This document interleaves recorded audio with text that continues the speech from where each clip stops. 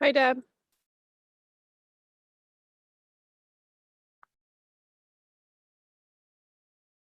So with that out of the way, my name is Deb Cruz and I'm president of JUUstice Washington, and I'm also coming from the Bellingham Unitarian Fellowship. I'd like to welcome you all to the panel presentation tonight as part of the 2020 Northwest Justice Summit for JUUstice Washington. All who come in the spirit of goodwill are welcome here. I'm going to read the land acknowledgement that we use here in Whatcom County in Washington State when we open up any gatherings. We acknowledge the land, the territory of the Lummi and Nooksack peoples. Their presence is imbued in these mountains, valleys, waterways, and shorelines. May we nurture our relationship with our Coast Salish neighbors and the shared responsibilities to their homelands where we all reside today. While we continue with the introductions, if you would please take a moment to write in the chat box your name, your congregation, or whatever organization you are with, the city and state that you're coming from, and if you know upon whose Indigenous territory it is that you reside. Now, if you don't have a land acknowledgement for the area in which you live, I might suggest that you put this first on your things to do list. It may take a little bit of research for some of you to find out who those peoples are.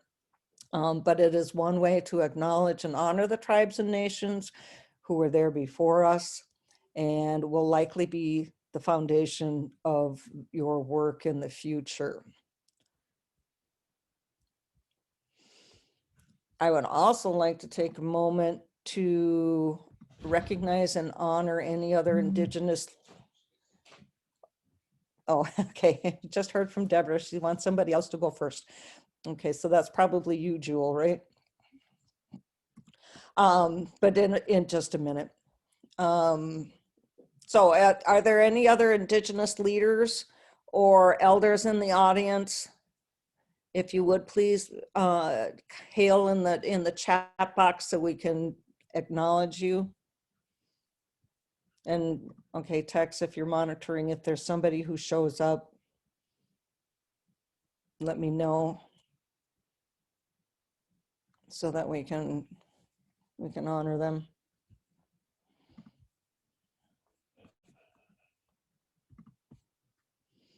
For those of you not familiar with who JUUstice Washington is, we are the Unitarian Universalist State Action Network for Washington, networking and collaborating to address a myriad of social and environmental justice issues. However, the Washington part of that is a little bit of a misnomer, because our work and our connections take us well beyond the state of Washington, and particularly with the FAIN group, which is the First American Indian Nations Solidarity Group. Our reach and our connections go across the US and internationally in some respects. And this is particularly true in our work with Jewell James and his totem pole journeys when he goes across country and into Canada, and also regionally in our work with the tribal canoe journey that's held every year. So those are two examples of where our reach is at. We also do not work exclusively within our own faith, but we readily greet and encourage alliances and partnerships with all faith and wisdom traditions, other environmental groups, other social justice groups, and anybody else who we can join forces with to collaborate. For more information, you can check us out at JUUstwa.org,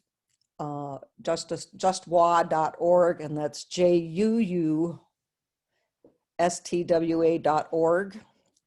And you can check out some of the stuff that we get involved with on our website. We have an extensive, what we call FAIN, which is our First American Indian Nation Solidarity subsite that has a lot of information on it.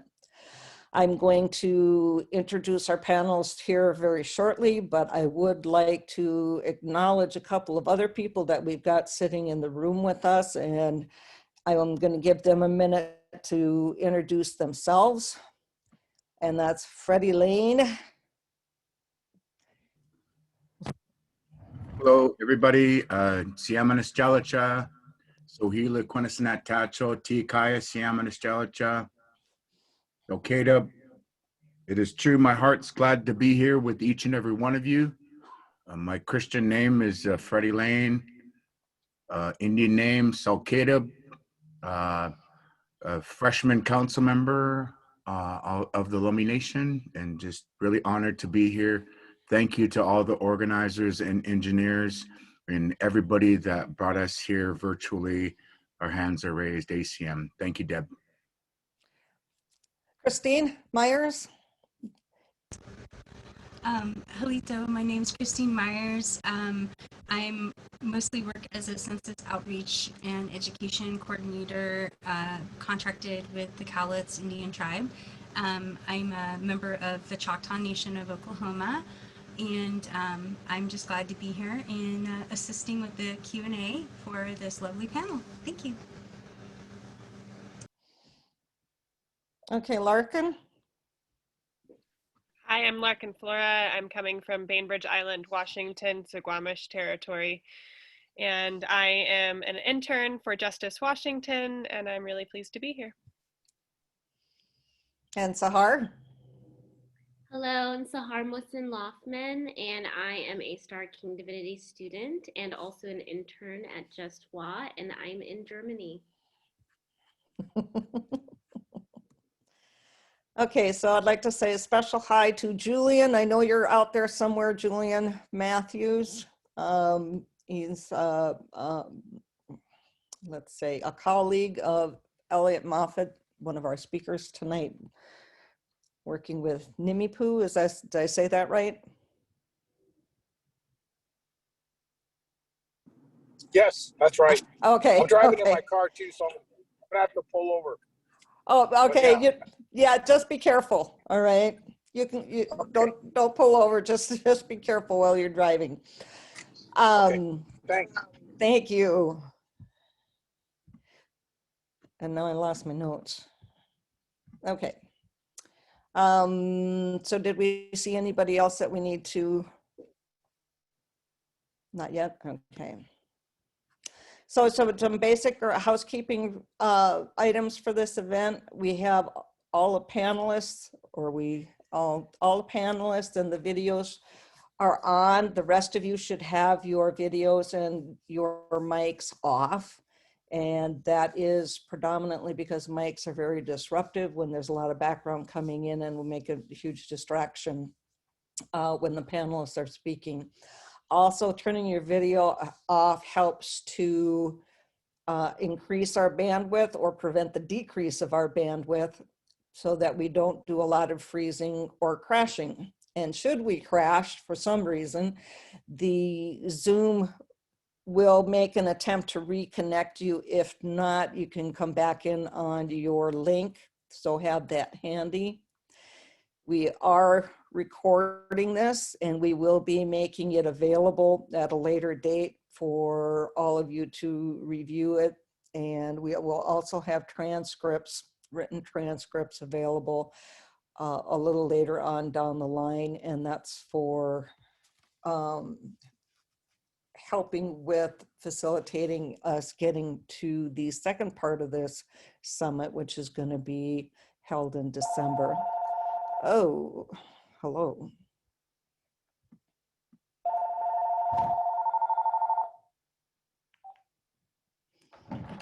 Okay, I don't know how to turn it off. I don't know how to mute it. Okay.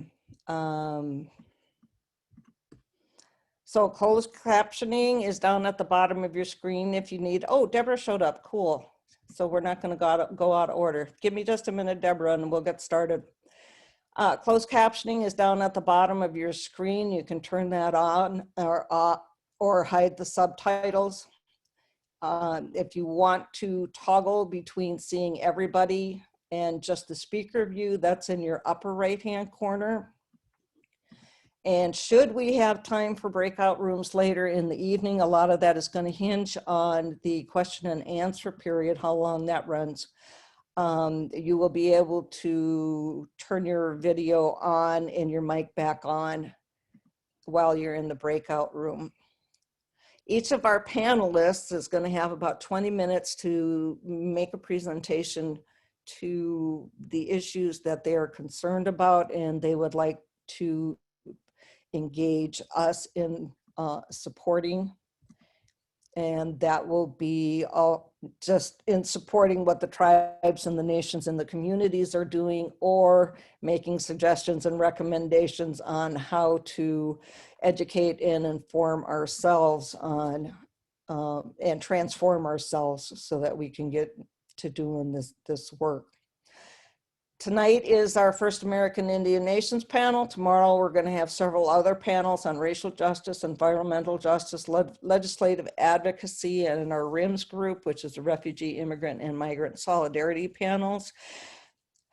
There are a lot of issues that intersect with First Nations. There's a lot of intersection between First Nations and climate and other environmental justice issues. There are issues with the RIMS group, which is the immigrant, because a lot of the immigrants coming in, especially coming in from the border, are Indigenous people. So, and racial justice has always been an issue. So if you don't hear what you want to hear from here, this group tonight, you can always check in and see what's going on with the other panels tomorrow. The second part, this is the summit is set up in two different parts. Tonight is going to be the panels where we're going to where we're having people talk about the issues that they want, the things that are happening, the things that need to take place. Then after the elections, and depending upon the results of the elections, the first week in December, we're going to call everybody back, and panelists are welcome to come back and join us at that time, but sit down and do some actual strategizing and planning actions so that we can start getting some work done. We've got a tremendous mess on our hands, and it kind of doesn't matter who becomes president at this point.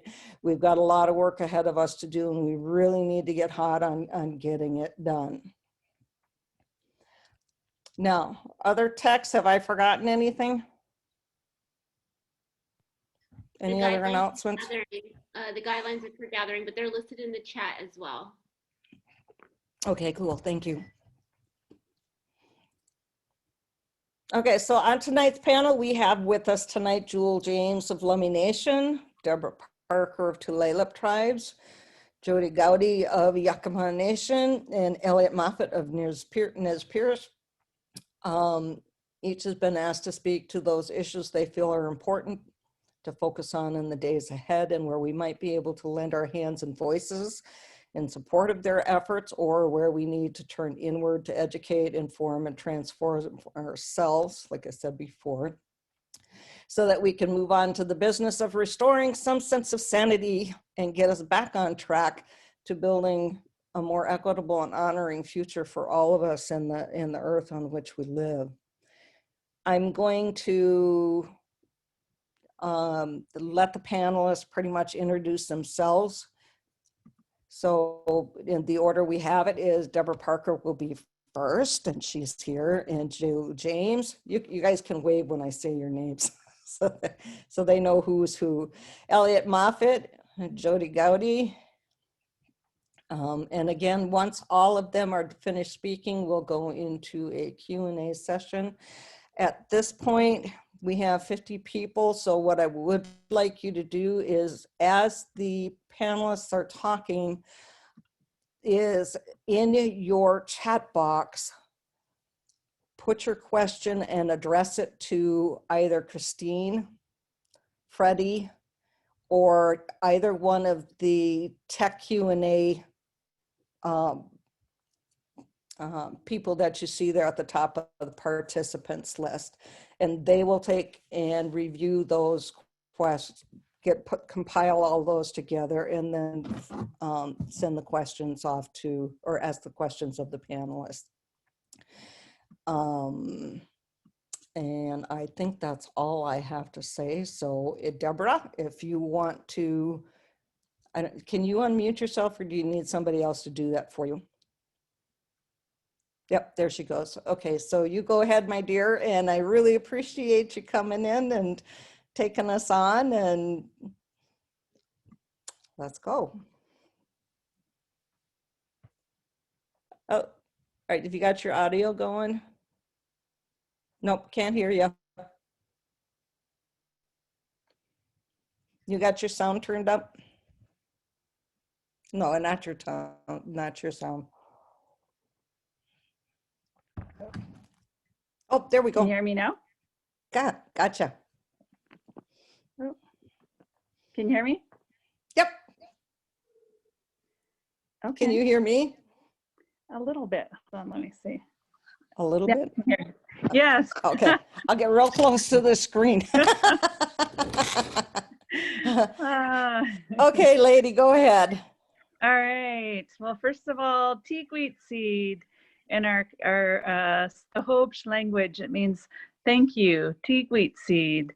Thank you for sharing this moment with all of us, for setting up this platform.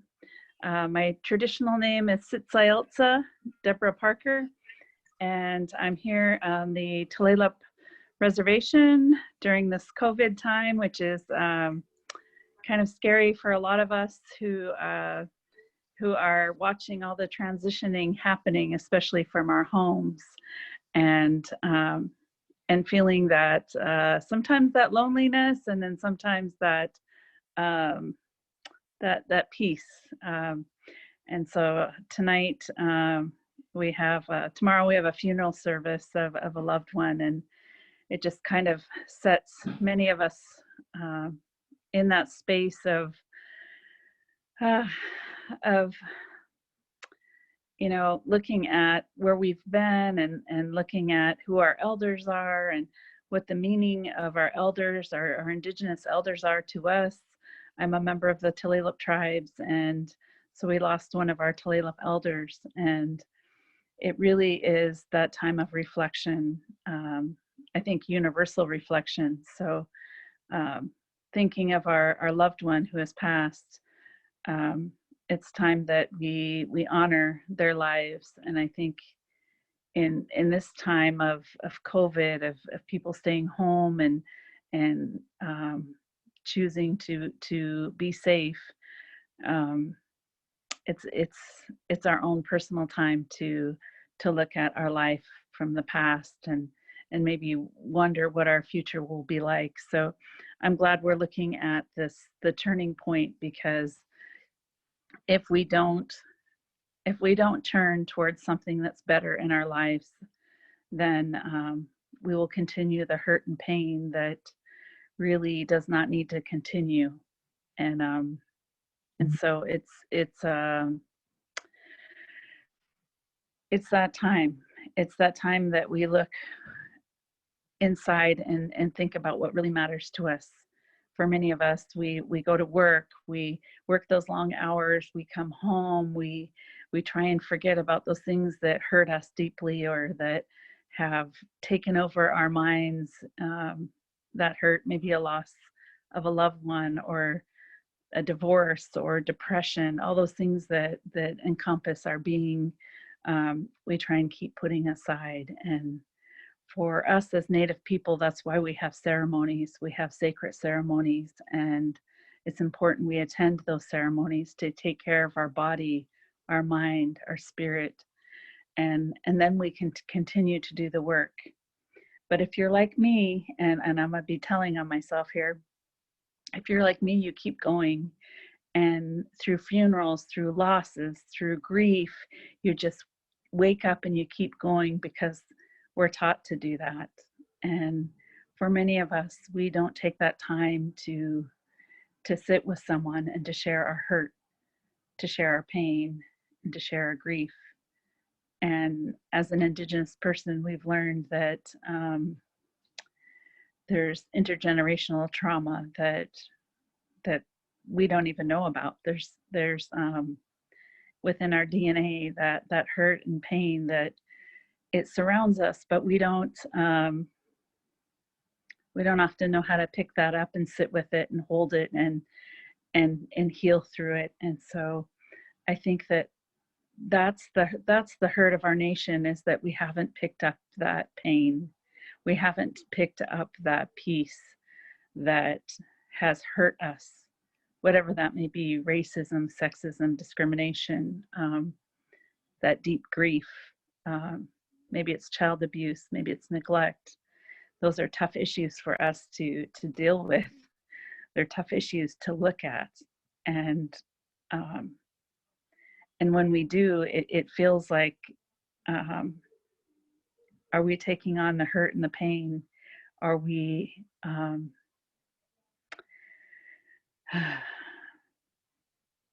are we going to break down? And I think this world needs more friendships, more folks just to sit and break bread, share a meal, have those conversations. We look at, well, where's the professional? We need those counselors or psychiatrists, and yeah, those are good tools. There's tools all around us to help us, but I think what we need is some good-hearted people, some folks to hold that space for each and every one of us to find our healing. And truly, if you look at America, slavery, the killing, mass murder and destruction of Indigenous nations, we have a lot of pain. We are carrying it collectively. And if we don't heal from that, as we've been told, we will continue to do the same thing. We'll continue to hurt others. We'll continue to hurt ourselves. We'll continue to hurt the land. We'll continue to do these things that are unhealthy for us to do. And so that's been my reflection. That's been having to pick up pieces myself and listen to my children who've said, hey, Mom, you worked a lot of hours. You weren't here, and now you're here. I don't know how to handle this. And so we're learning to be together in our home again and really look at what life is about, really look at what balance is. And so for us as Indigenous peoples, we look at the entire circle. We look at the teachings of our ancestors, and we pray that we're honoring them, but we also want to honor the future generations. So that's a huge responsibility that I don't think we talk about enough. And so our spiritual wellness is critically important. And in fact, we're losing a lot of our, not only our elders, our wisdom keepers, but we're losing our youth as well. They're coming here ready for that medicine, ready for the good words, ready for a piece of that healing in our culture. And sadly, for many of us, we've got to fight to bring that back, to fight to bring our language back, fight to bring our rights back, our basic human rights to clean water, to fish in our waters, to greet the morning. And with these current systems set up, running to school and not being with our children, we have this mass disconnect. And if during this time we're not connecting to one another, then if we're not connecting to ourselves, I'm afraid we'll continue on this path of hurt and of sorrow. And I hate to come at the opening in such a dark place, because really it feels like it, but it really isn't. It really is a freeing. It really is holding on to that piece of us that needs to be held on to, acknowledging it, freeing it, healing it, and creating a space where we can come back together with one another.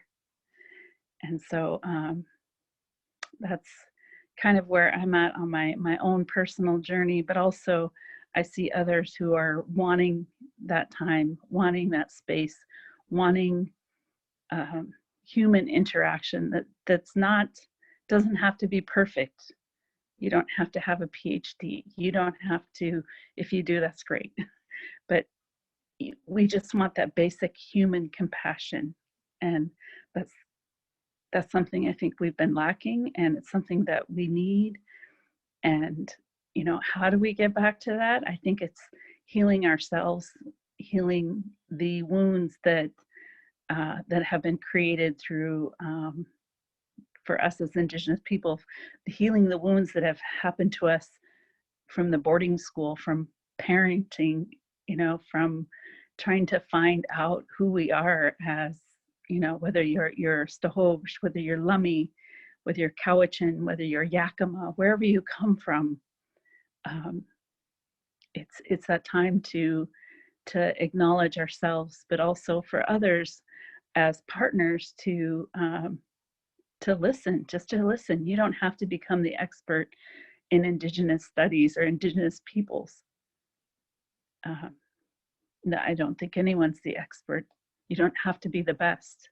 We've always been told to be the best. Yes, you can be your best, but allow us to sit with you and allow that space to listen and to acknowledge that we're human beings and that we're here together to create hopefully better ways of life. And these systems that we have, I mean, I was equity director for the Marysville School District, and I can tell you that we have a lot of work to do, and many people have taken their kids out of the school districts because they're failing systems. Many of them aren't functioning to the levels that we could be. And I think it's just, we've got to stop the madness, stop recreating things that don't do us well, and start to create new systems of being, new systems of health and wellness and connection. And yeah, so I that's right from my heart to you. That's the words I wanted to share. And I don't know the timing here because I don't have a clock or a watch around me. So Deb, I will turn it back to you, and I just say that thank you for the space, thank you for this time, and I hope that we can work together to find some improved humanity, some just gentle care and gentle ways of being. Excellent. Thank you, Deborah. Big hug to you virtually. Yeah, I know my little guy here. I'm trying to hide in my bedroom in the back so I have the space, so he's coming in with his big old blanket. That's okay. Let him snuggle up to you. I know. I love it. That'll be fine. That's the new change, you know, that I see a lot of people connecting with their kids. Yeah. And a lot of, even I'll just share this, very personal, but my therapist said he's leaving, he's quitting his job, and he's going back to be with his kids. Oh, okay. Thank you. You inspired me. And I said, hey, wait. Come back. Don't abandon me, not now. If we all spend time with our kids, we may not need a therapist. Kids are good therapy. Well, unless you've been with them 24/7. Right. Well, I walk out the door. Yeah. Got that going on with my grandkids, and I'm just going, oh my. Right? You have to relearn. Yep. It's a lot of relearning. Wait a minute, I've been through this before. Once, twice. It's like, yeah. I don't want to go through junior high again. Thank you. Anyway, Jewell. Thank you, Deborah. Really appreciate it. We'll get some questions for you a little bit later on. Okay. So go ahead, Jewell. Well, I want to thank my sister, Debbie, for explaining her point of life at this moment. I love you, sister. And pray for you. And I'm so happy that you're with your kids. You know, the pandemic has caused us to sit back and reflect upon a lot of things. Yeah, for me, it's a little difficult because I'm in a process of renegotiating my relationship with the Lummi Nation. The pandemic provided an opportunity for some people that were in opposition to our pro-environmental positions, and they were pro-industry, and they wiped out our office. So out of the 4 of us that worked in our office, three are gone. I'll be transferred over to another one.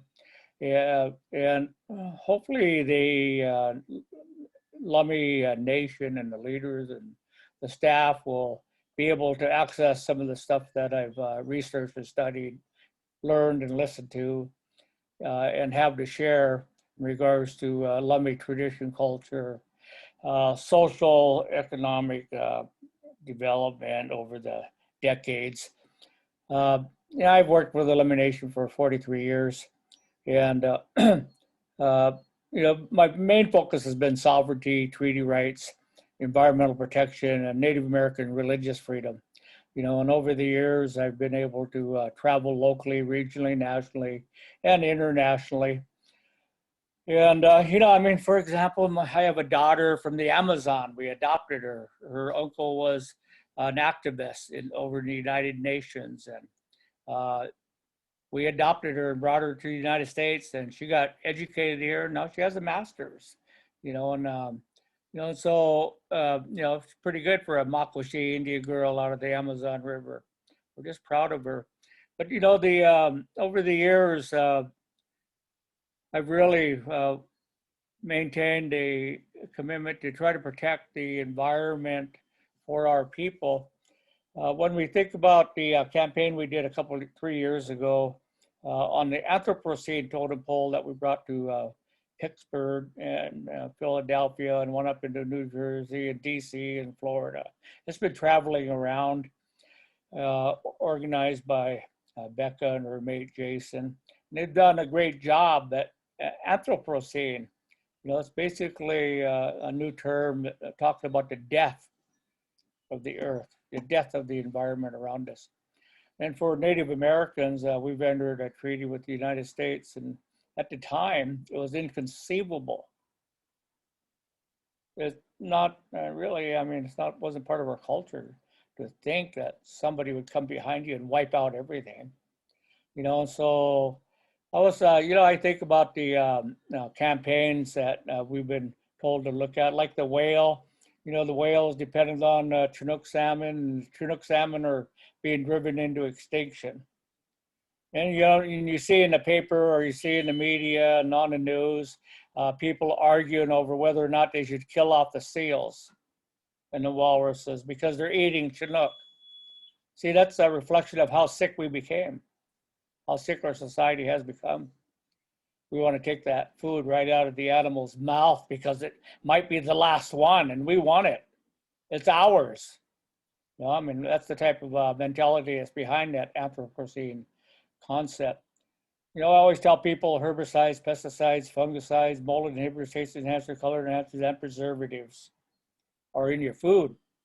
And then almost every, you walk into a new building or sit in a new car and it's got that new smell. You say, oh, it smells brand new. That's not, that's formaldehyde. You know, that's the plastic you're smelling. Your house is full of synthetic glues and lacquers and plastics, and all that is carcinogenic. You know, forced air heating systems, forced air cooling systems. You know, if you're asthmatic, it creates a pos-ion charge.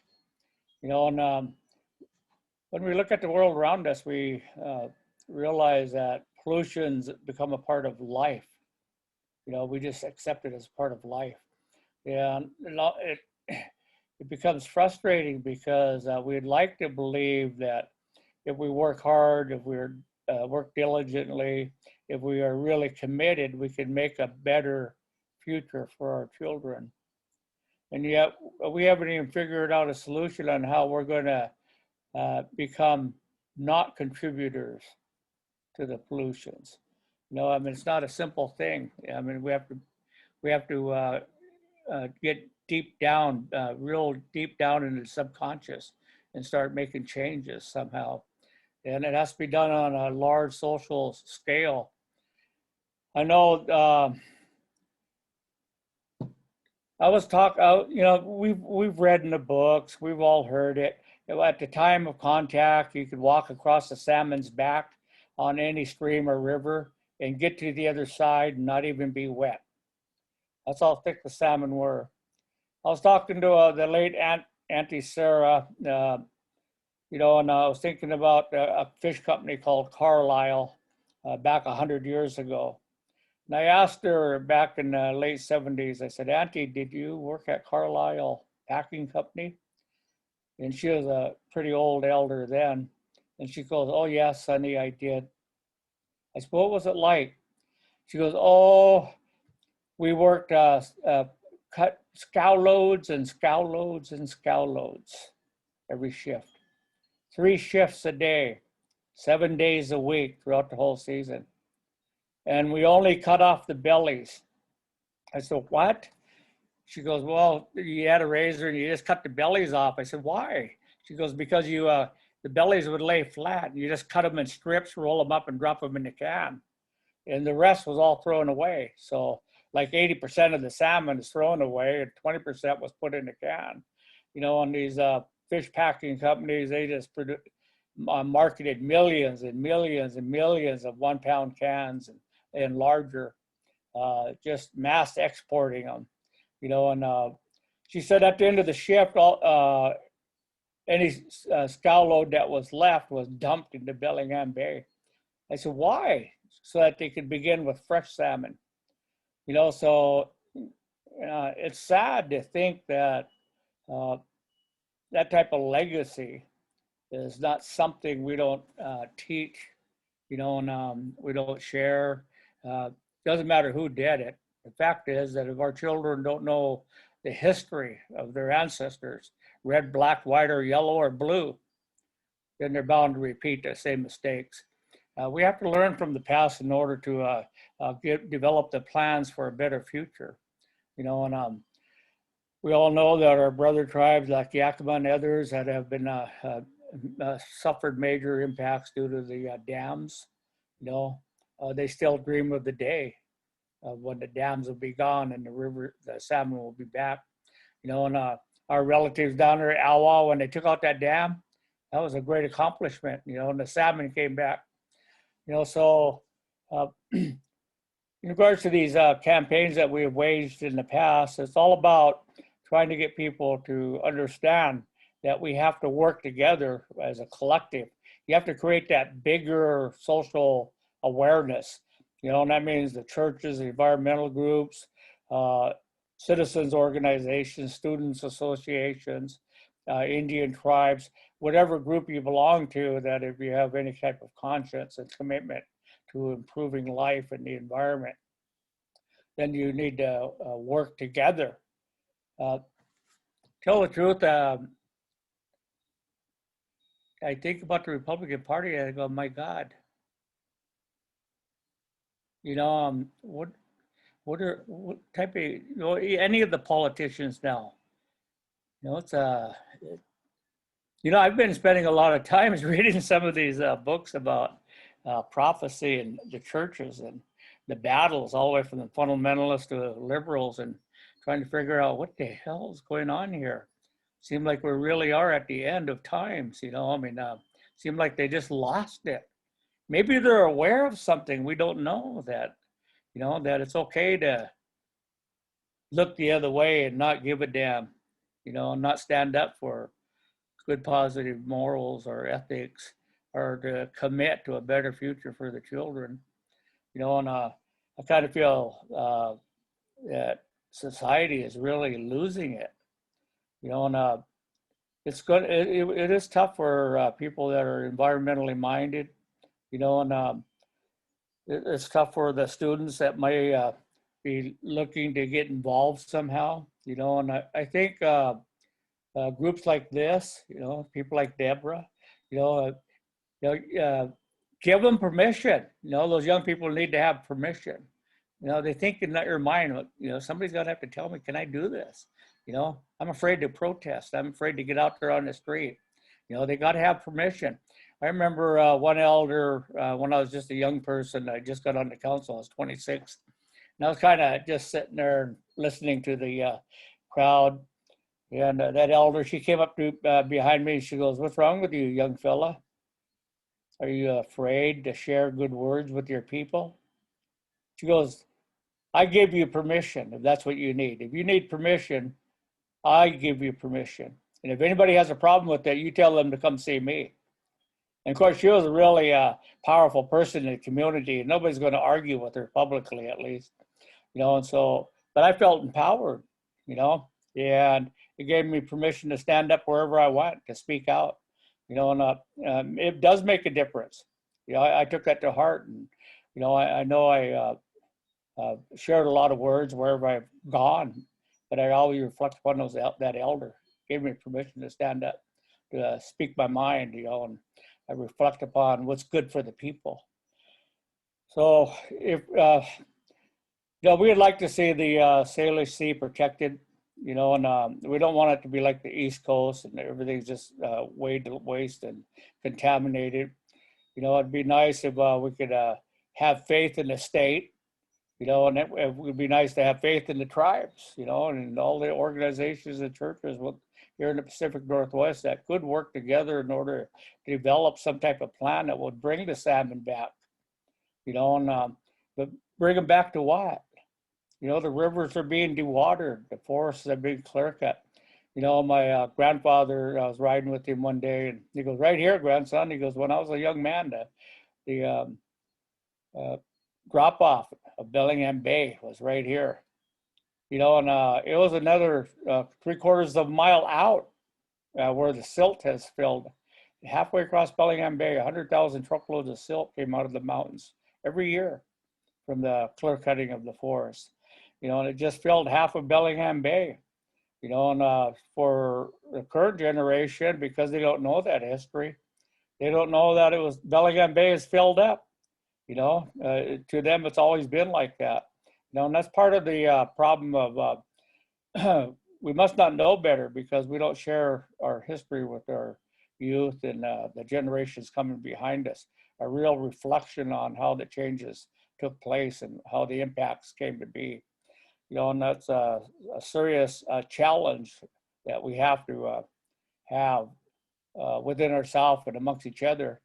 You know, if a student or a child can ask you the question, you should, and you are obligated to give them the greatest answer you can, even if it makes you look foolish yourself. You know, and that's our duty, is to come up with the truths that so that we can confront the conditions of the environment and begin to honestly work towards an improvement. You know, the Indian tribes that have fought for the past 120 years, 130 years now, we've been suing the state of Washington and the United States and trying to protect the rivers and the salmon. And then we're also spending a lot of time suing each other over the last salmon in the river, the last salmon in the bay, the last crab, the last shrimp.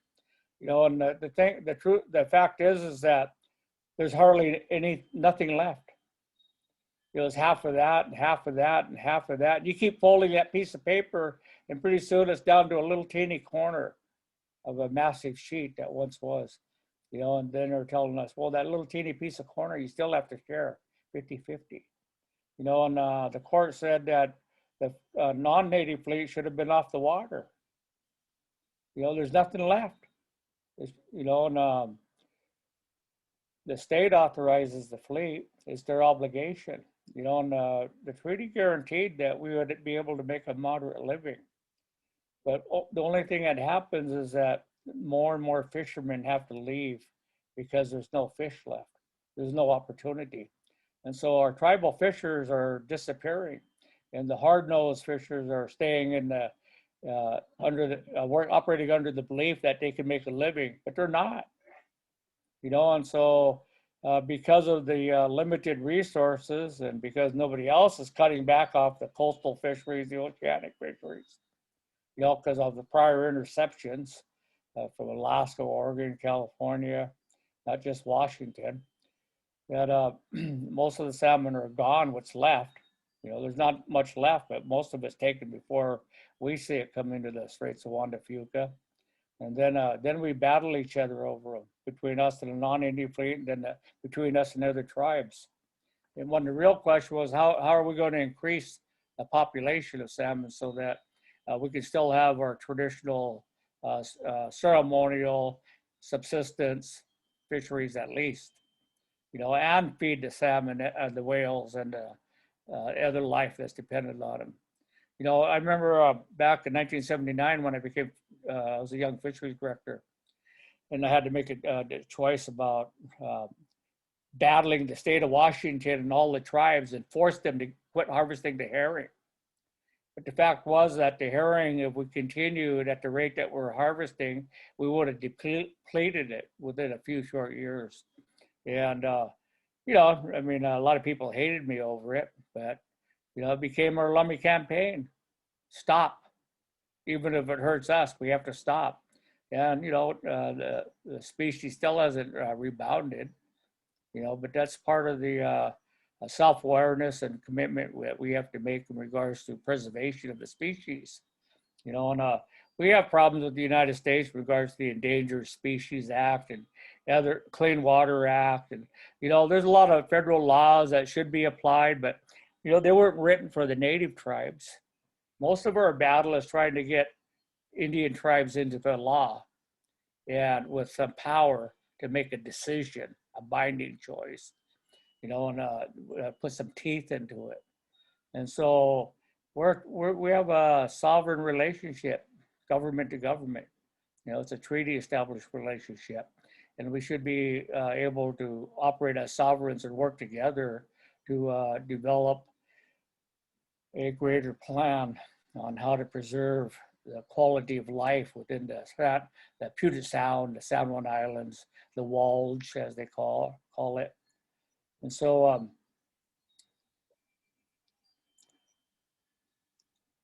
you know, I'm kind of like thinking like what Deborah was saying in regards to, you know, a lot of the children, a lot of the people don't know they've been hurt. Well, it's the same thing in regards to those people out there fishing. They don't know how much they've been deprived, how much of what should have been in their net has been intercepted off by foreign fleets. You know, it goes all the way back to Reagan. You know, Reagan was negotiating a West Coast sockeye salmon treaty and an East Coast bottom fishery treaty. And he traded our rights off in order to get a better deal for the East Coast fishery.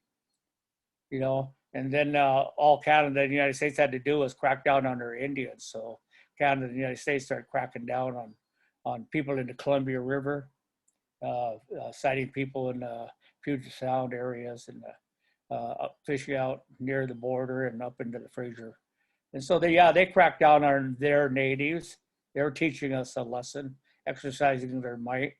But it's those background, behind the scene negotiations that really is not open and honest and good faith negotiations, you know, in regards to representing the interests of Native peoples. That's why we fought so hard for the United Nations Declaration of Rights of Indigenous Peoples. You know, good, honest, full faith and credit. You know, we wanted to be able to reestablish who we are as a people and where we're from here in the Pacific Northwest. You know, and just like when the churches issued the apology back in 1987 and 97 and 2007, but they didn't do it in 2017. But the thing is that it's easy to say it in words. It's hard to commit to action. You know, and I would like to have seen some action where they're working harder and more dedicated to assisting the tribes get their voices heard in the halls of the legislative offices of Washington State as well as Washington, D.C. You know, because population-wise, we're a minority. You know, that's the way the United States likes to think of us as minorities. You know, but in reality, we're indigenous and we're separate. And we're protected by treaties and inherent sovereignty. But still, it's a long-term battle to change the laws of the United States so that they're favorable to the Indian nations and give us some type of say to stop further erosion or destruction of the waters. You know, so let's keep the Pacific Northwest beautiful and let's rebuild it. Thank you.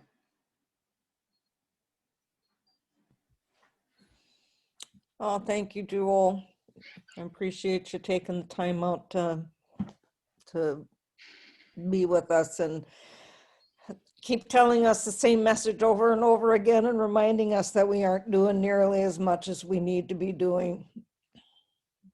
Appreciate it. Thank you. Elliot?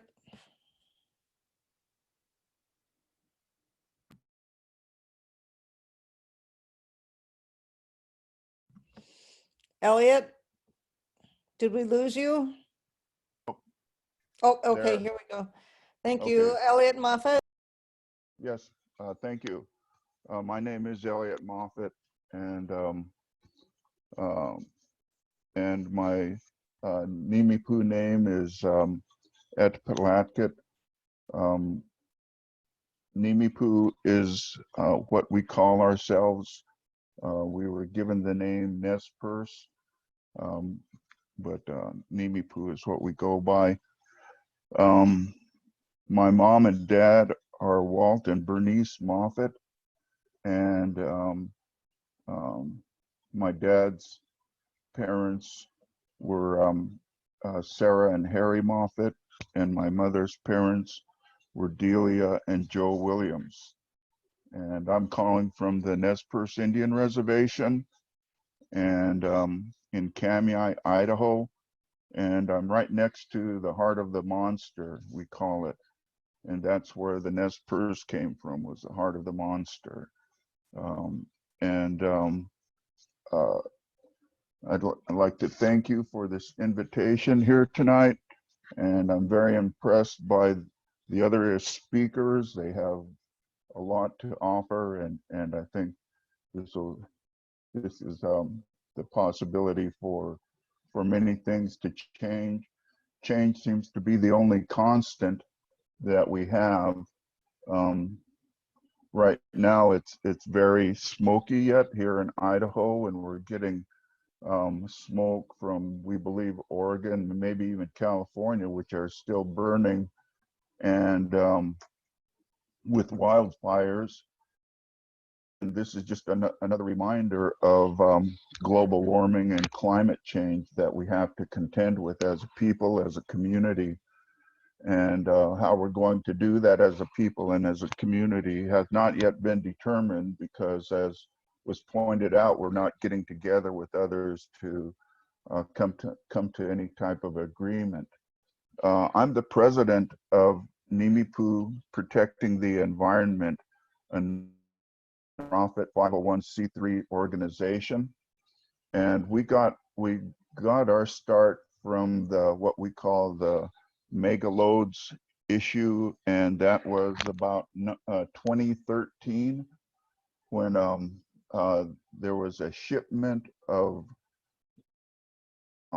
gargantuan equipment being transported through the Nez Perce Reservation as well as other places. And they're called mega loads because they're huge. They take up 2 lanes of a highway. And they were trying to get through our reservation and go up the Lochsaw River. And the Nez Perce did a rolling blockade of those mega loads. And when you were talking, Deb, about the organization, the Unitarian is, and saying how even though you're in Washington, that you reach out to other places and other communities. That's the way we felt too. We felt the connections, and we believe that that's from our old teachings, as well as that we're all connected, and there's interconnections in Mother Earth that we have to follow. And so we felt connections with because those megalodes were not targeted for our reservation. This was not their destination, but we knew that they were headed for the tar sands of Canada. And so on that basis, we opposed their transportation through our reservation. And then we opposed them because they were traveling through our reservation, our territory, without consulting with us. And our tribal council took them to court and other environmental organizations. And so we won on that. We won on that count. As a 501c3 organization, I also have to give our usual proviso that I don't represent the Nez Perce tribe. They have a tribal council and public affairs officers that represent the Nez Perce tribe, but I'm a member of the Nez Perce tribe, and members of my family were treaty signatories in 1855 and 1863. Julian Matthews is the treasurer of our organization. So we got started with the megalodes issue. Then we started expanding from there, and right now we've been involved since then with trying to get the 4 lower Snake River dams removed or breached, and that's for the saving of the river and of the salmon steelhead also. And every year we've had a flotilla, we call it, and the flotilla where we would try to raise public awareness about the harm that the dams do to not only salmon but the river communities. And we've been very successful. We had to cancel this year's because of COVID-19, but looking to have something like this, some virtual types of educational summits, environmental summits. But that's one of the reasons why we got together, was it's part of our mission to help educate people about these types of issues that come along with the dam, because of like the economics of it. And this is part of the Columbia River federal hydro projects. And for the last 25 years, there's been about $17 billion spent on trying to recover the salmon and steelhead. And still 13 species are endangered under the Endangered Species Act. So it is our opinion that going on the same type of route is not a good idea. The status quo is unacceptable. And there was recently a record of decision, it's called, under the NEPA, National Environmental Policy Act, which said their best alternative, the feds have said, is to spill more water in the springtime to flush smolts downriver. And it's already in place. That's being done as we speak and has been done in the past years. So it's not going to work. Doing the same thing hasn't worked.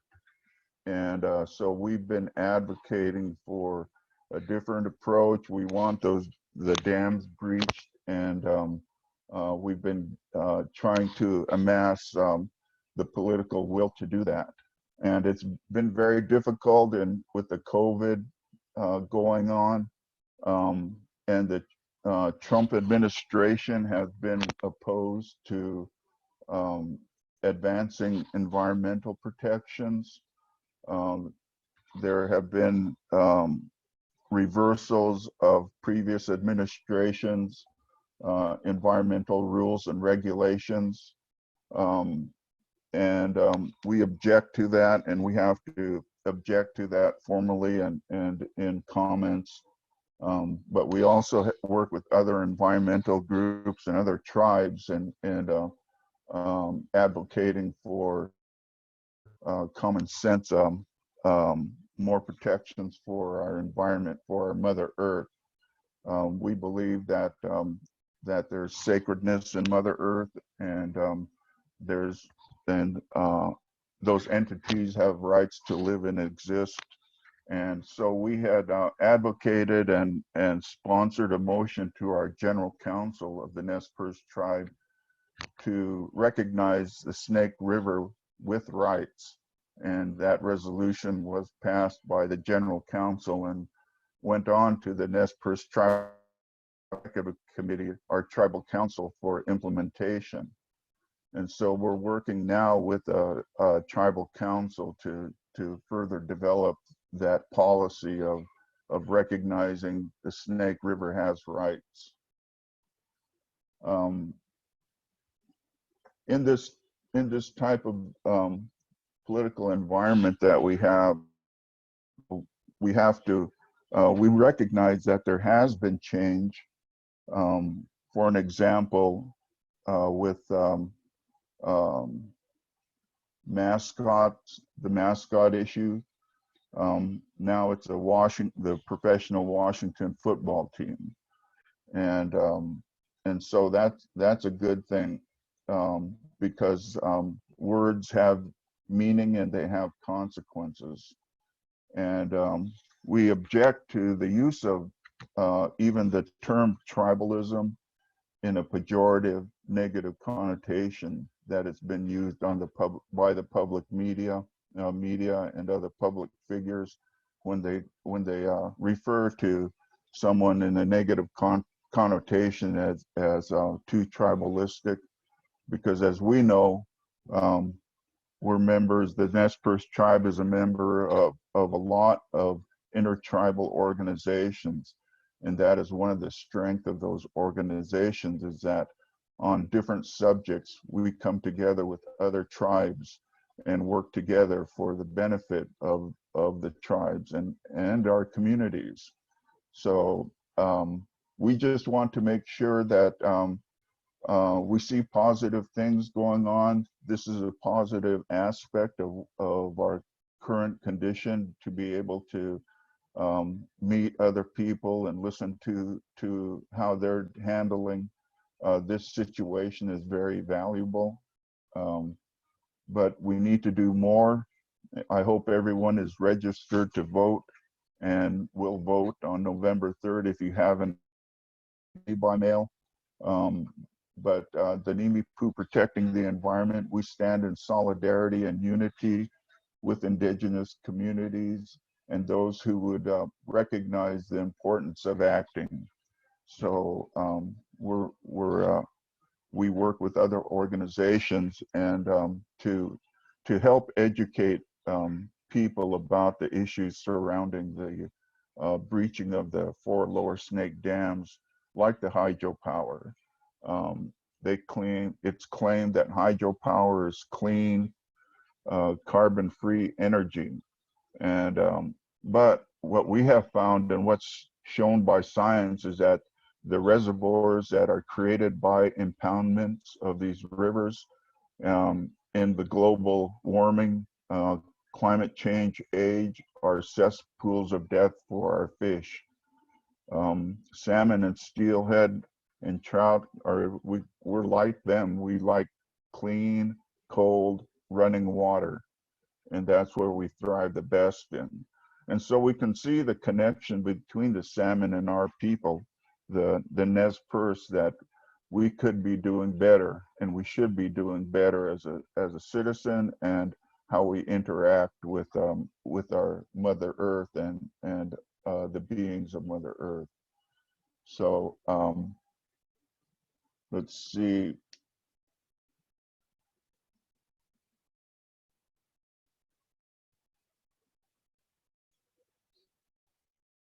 We're looking for all kinds of avenues and venues to advocate for our interest, and we believe the interest of Indigenous people.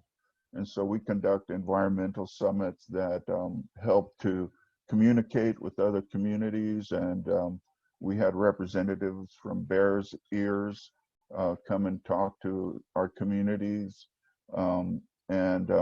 We stay in contact with other organizations like the Orca folks. But this is one thing that is common with us as well. We have a lot of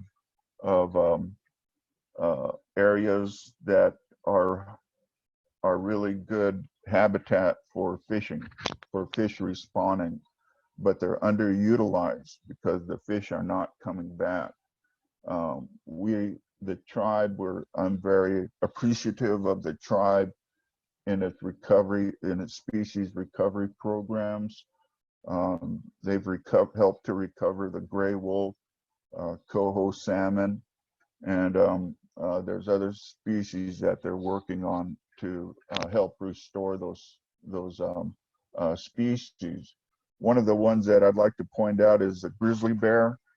We have country that could be habitat for grizzly bears, but even we cannot advance that because they're just like the orcas. There's no salmon to support that kind of population. So I'm just going to check our time here. So that's kind of what we've been up to. We believe that there's positive signs that we're even going to get through the COVID because we're all participating in social distancing like this, and we wear our masks and we wash our hands, and we'll continue to help with the health of our people. We want to start with such issues as food sovereignty, where our foods our traditional foods are more utilized by our people because we believe that's a route to healthy population.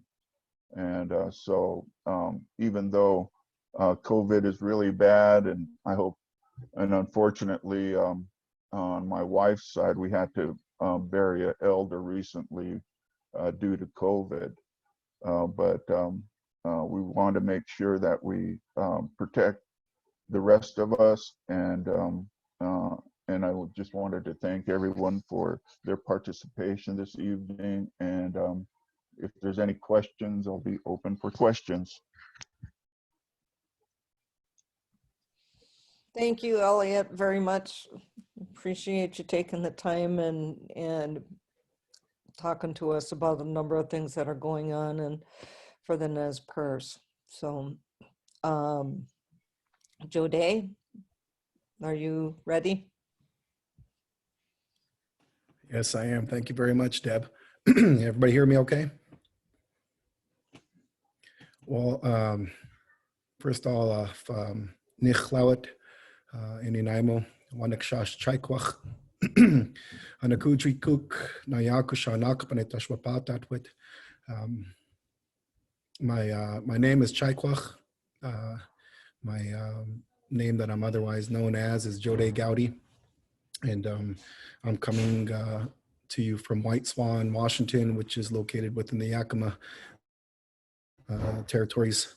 And I want to greatly appreciate the opportunity to share this evening with each of the respective fellow panelists, which I think did an excellent job, the three of them, and I'm honored to be able to sit with them in a discussion, and also with all of you. And so I think that if there's something I wanted to kind of contribute into the discussion and something, I guess, to kind of give a brief recap. My previous role, currently I founded an organization, a company, and a website called redthought.org. That's what I currently do.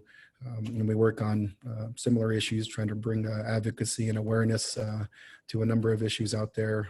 But previously, in the end of last year, I ended a tenure as a Yakima Nation Tribal Councilman. I was 8 years on the Tribal Council, served 6 years as the Tribal Council Chairman for the Yakima Nation. And that was what I did before what I'm currently doing now. in my younger years, I served in a number of capacities, all of which I think have contributed to the totality of my young life experience. And I kind of take all those experiences together to try to do the best I can to incorporate some kind of positive will into that of the collective. And so, but one thing that I think is the foundation of it all, that I think is the most important, is our ways of life as Yakima, as Native people, our followings, our ceremonies, our language, and the things that have been incorporated and brought into me throughout my young life, and doing my best as a young person to carry and follow our ways of life, our teachings, our ceremonies, obviously is the greatest portion that is my foundation as a person. So, but now that I've kind of got that introduction aside, if there was something I wanted to contribute specific to the overall panel, each of them, I think, contributed some very significant things in their sharings. And but I'm known to be an advocate of something that I believe encompasses every one of the aspects of the discussions and what was shared by the previous panelists, and also the organization that's hosting this event I know is aware of, and that is the doctrine of Christian discovery. And the doctrine of Christian discovery is for those who don't know and maybe are brand new to it, although I can appreciate there's a number of you that probably are aware of it. It is something that was inherited by the United States throughout its origin, and many things that happen throughout time, but it encompasses the largest practical piece of something that exists that is framing the context of reality. And that reality encompasses everything that the previous panelists spoke of, and so much more. And I think the way to try to explain that is that the doctrine of Christian discovery essentially had its origins in the 15th, 16th century, and it was materialized by the issuance of papal documents, papal bulls out of the Roman Catholic Church during those time periods that essentially holy marching orders, decrees that were issued to monarchies, Spain, Portugal, England, among others. And what those papal bulls essentially brought out in their expressions was that the monarchies essentially carried a holy right to exert dominion over all lands, waters, and our said heathens and our infidels who perhaps occupied those lands as they declared it, and how they interpreted heathens and our infidels were those that were declared to be unbaptized people. And so if any of the monarchies had come across any lands that were unoccupied or occupied as to what they deemed to be heathens and our infidels, they then carried a holy right to exert dominion and claim that land, territory, waters, and all the individuals who encompassed it under the crown that supposedly discovered that area. And so this came and rang true to be specific to 1492 with Cristobal Colon essentially landing on Honduras. And he claimed that land in the name of Spain, and Spain was utilizing one of the papal documents with regard to that, which, down the line, there's also other explorations that were brought forth by John Cabot in the establishment of the original colonies on the eastern portion of the United States. Nonetheless, when you get into the justification of asking yourself a simple question as to how these historical monarchies carried a right to exert discovery and show up to something that is new, that obviously is occupied, and there's peoples and nations who are living there. Anyway, how did they justify that? Well, unfortunately, it was through a holy, or what I would deem to be an unholy justification. And so there's a series of papal documents that existed throughout time, various years, but obviously the 1492 when it comes to the discussion of the native peoples of these lands, but it also affected peoples obviously in South America, in Africa, New Zealand, Australia, and Canada currently. And so the framework when it comes to the justification of discovery is that of what I would deem to be a false religious pretense framework. The assertion or the original real will that was brought forth to exert a dominion over all lands, waters, and peoples. And so Fast forwarding into our specific territories, I think of a reference, and we're coming up on a 1-year anniversary on Monday to an announcement while I was still in the capacity of the Yakima Nation Council. We did an announcement last year on Indigenous Peoples Day, acknowledging and demanding the removal of the main stem dams, the Bonneville Dam, the Dalles Dam, and the John Day Dam. And so when I think of Elliot's references and Jewell's references to the Snake River dams, something that happened in 1792 through the so-called discovery time periods, right, is Captain Gray, on behalf of the United States, found his way after Spain and after a few others missed the mark, found his way to the mouth of Enchiwana. And Enchiwana is what everybody else knows and understands to be the Columbia River. And so when he made his way through the mouth and through the sandbars there, and he went upriver, and the next day they ran ashore, had to turn around and come back. And it was that next day after they ran ashore and were going back to the mouth of the river, they stopped, and him and his first mate took a boat, a rowboat, and went to the north side of the Enchiwana, the north side of the Columbia River.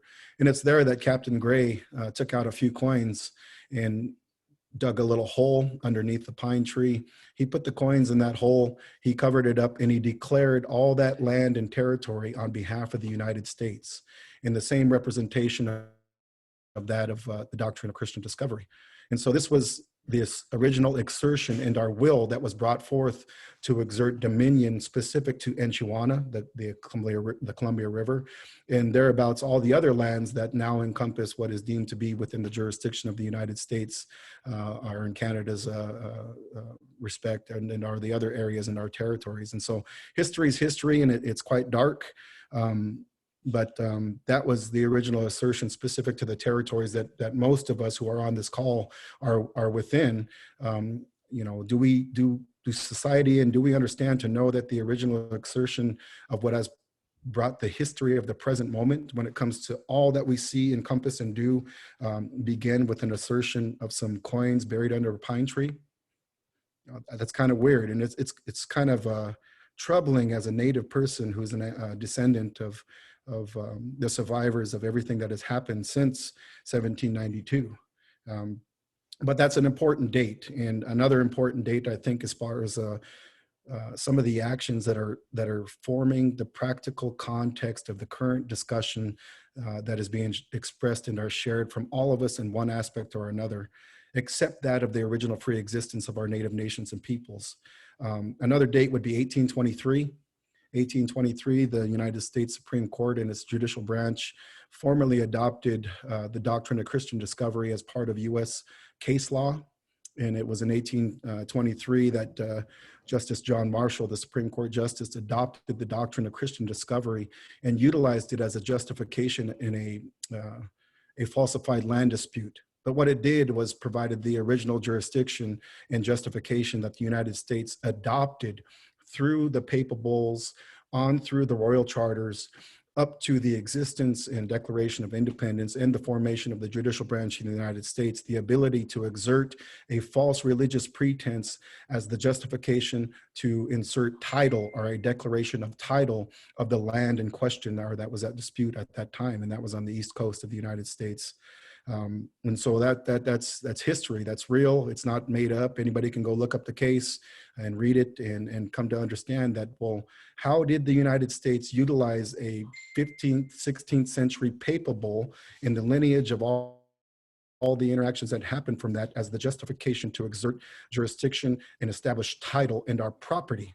Because Johnson versus McIntosh is taught in law school in a general sense in Federal Indian Law 101, but for the most part, it's taught in property law because it's the origin of property law, but it's also the origin of federal Indian law. And so, that's an important thing that happened that's establishing context in the expressions of today. And then I would have to reference the 1855 period. 1855 was a time by which the United States had some would say negotiated, but I would say it was more of a dominating type of interaction specific to the treaty with Yakima Nation and the other nations who were present in his person, Umatilla and a number of other nations, I think during those time periods had negotiated treaties. But one thing that was never expressed to our ancestral chiefs, our leaders who had negotiated to the best of their ability in spite of all the very ugly circumstances that were happening during that time period, is there was no justification, or there was no expression or a clause that was expressed by the United States to say, hey, the only reason that we have an ability to come and speak to you about treating with you and seizing jurisdiction and our title to your lands comes from a false religious pretense. And if and when the articles of which we both agreed upon here, which we deem to be the highest law of the land pursuant to Article 6, Section 2, Clause 3 of the U.S. Constitution, treaties are the highest law of the land.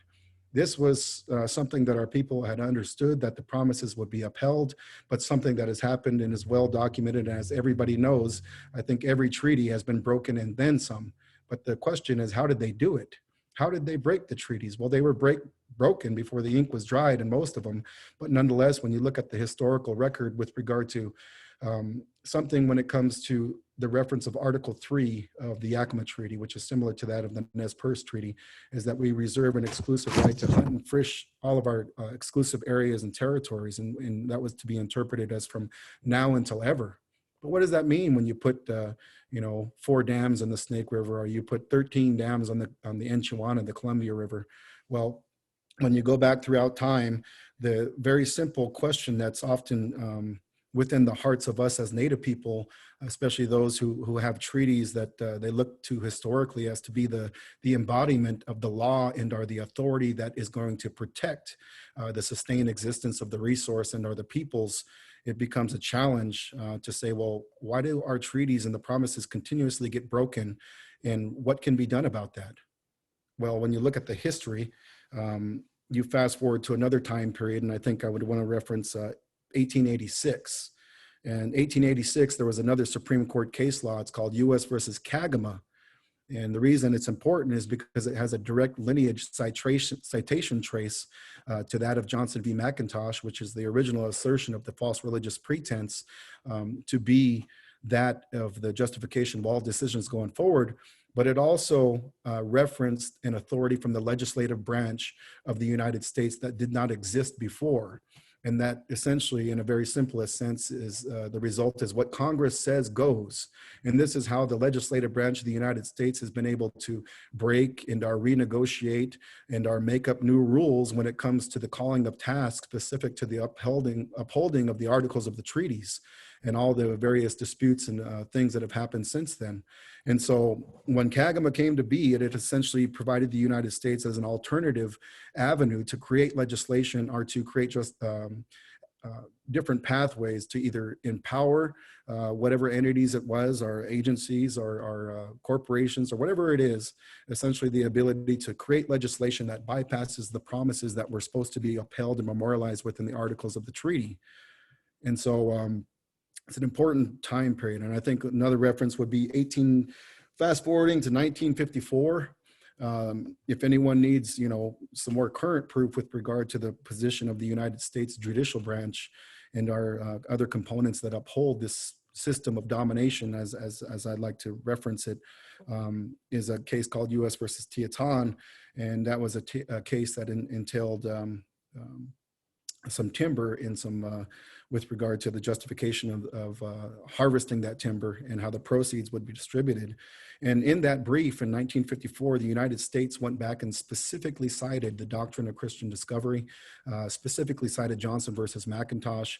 And so we're going back to 1954, which isn't too long ago, but you can look to that brief as proof that the United States still operates under the current mechanism of this historical justification, which is has that of a false religious pretense as the justification to continue to make what results in irresponsible decisions with severe consequences.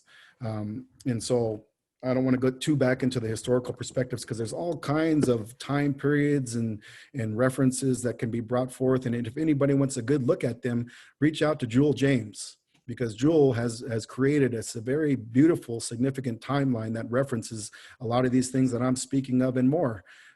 But what it does is give somebody a roadmap to look at the practical actions that have happened throughout time, to be able to see what is framing the context of the present moment and all the policy, administrative, and the very practical, where the rubber hits the pavement kind of discussions. What is telling us what we can and cannot do when it comes to such things. But I'll fast forward to a little bit sooner, a little bit not too long ago, which was 2016. Yakima was able to attend a gathering that happened at Rome, at the Vatican, and there was an audience that was established with Pope Francis and with the Pontifical Council on Justice and Peace. And that was a continuous effort, which there's been many historical efforts and interactions with the Vatican about the advocacy to have the Roman Catholic Church and in this case, Pope Francis and the Vatican rescind the unholy papal bulls that essentially are still operating today. And so there's a whole history to that, and I don't want to get into it because we would be here for a lot longer than whatever time I got left.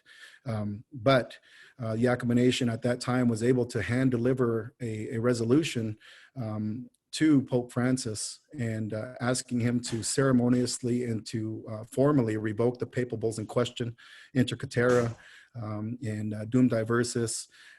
There's a few others that are relevant to the discussion.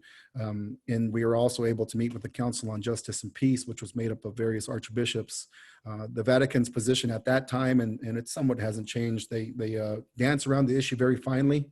And in the very simple sense, something that I had expressed to Archbishop Silvano Tomasi during that interaction was, look, I'm a Yakima, and if something had happened historically within our way of life that impacted society and other peoples and other races as significantly as has these historical papal bulls, because we're not messing around here. If we want to talk the truth, these papal bulls essentially are the written justification for the greatest genocidal acts in the known history of man. That's what we're talking about. And so the expression was, if that had existed and if there was something that came from the Yakima way of life, I, as a current leader, would do everything within my power to rescind ceremoniously, formally, and everything else to try to make things right.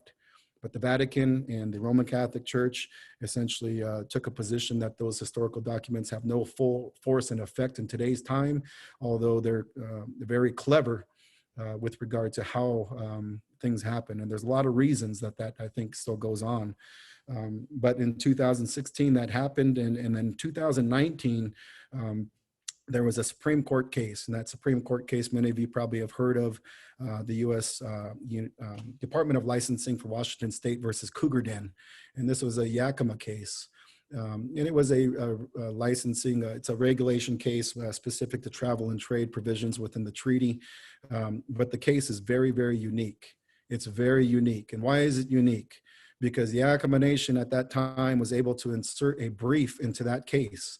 And for the first time in the history, at least that I'm aware of, or that we were aware of at the time, the U.S. Supreme Court was challenged for the utilization of a lineage of case law that can be traced back to a false religious pretense as the justification to not honor the articles of our treaty.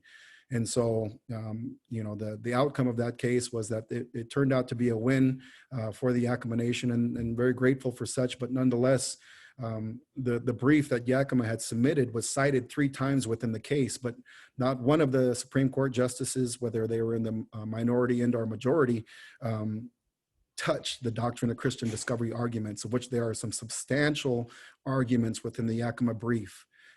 So we know that they are aware of it, and we put them on notice. And I think that's something that exists and that's there. And I would encourage anybody to go read that brief because I think everybody that was involved did an excellent job with regard to trying to let the judicial branch of the United States know that you are on notice.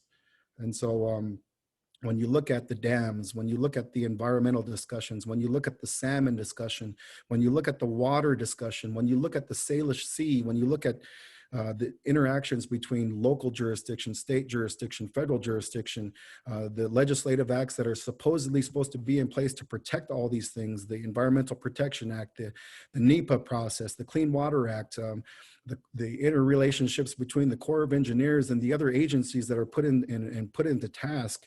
And what you see in the manifestation of all the practical realities of how these agencies, the individuals within their roles and capacities function, is it's hiding in plain sight. No one looks at a representative from the Corps of Engineers and says, did you know where your authority comes from? Do you know the history of where your agency comes from? Do you know the history of what has manifested your current position to essentially put you in a position of decision-making that may make or break the protection or the advocacy for a sustained resource, and or substantially impact the well-being of not only the original and free nations of this territory, but people in general? And so I think when it comes down to what this organization has done, I seen and I read the resolution that was brought forth with regard to repudiating the doctrine of Christian discovery from, but when you look at everything, when you look at the totality of what is and what isn't, and as I said, I try to pull my life experience as a young person to identify this system of domination and dehumanization, which, you know, I didn't come to know these things. I was blessed to have some interactions and my good friend and mentor when it comes to the doctrine of Christian discovery and its awareness and what it is, what it does, not only historically, but currently, is a man named Stephen Newcomb, which many of you may know. He's done some substantial work throughout time with individuals like Jewell, with other individuals out there who are strong advocates and proponents of awareness to the doctrine of Christian discovery.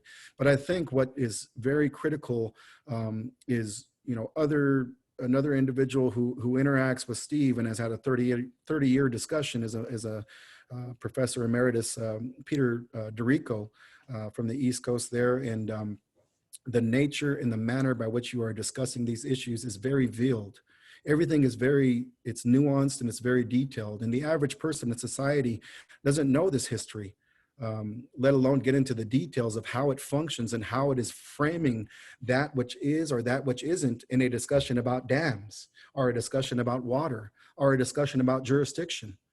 And then when you start looking at the entirety of the system, and you have this lineage and this big old tree of Supreme Court case law, and you have this big old tree of supplemental legislation, legislative acts that have supported the different justifications and positions of what's formulating what Native nations, or Native peoples, or people in general from all races, creeds, and backgrounds can or cannot do about the Salish Sea, can or cannot do about the dams, about the salmon.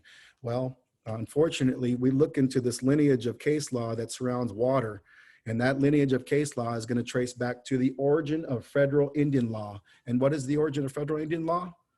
The justification of a falsified religious pretense to say that's why the dams are going to have to stay. That's why the Salish Sea will continue to suffer. That's why your Nisuch, your Waikanish, your salmon will continue to suffer.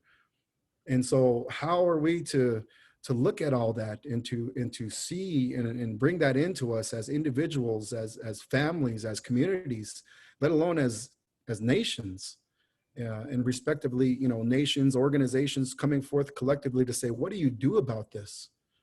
And I think that's the real question.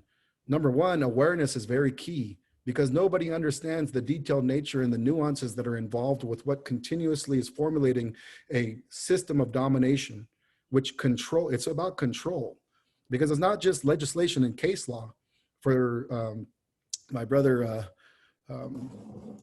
Councilman Lane, and for Jewell, who's a former council person, and I think Deborah may have served, I'm not too sure, but for those who live within that realm and have served in that capacity, you know, when you look at the function of a Native nation, what you can or cannot do, what functions that, and you look at the financial picture of a Native nation, unfortunately for most, if not all Native nations, a large percentage of money that flows through from the function of a Native nation has an interaction or a component with that of the federal government or the state government. And unfortunately, you have to play by the rules of those who are, I guess you can say, making and establishing them.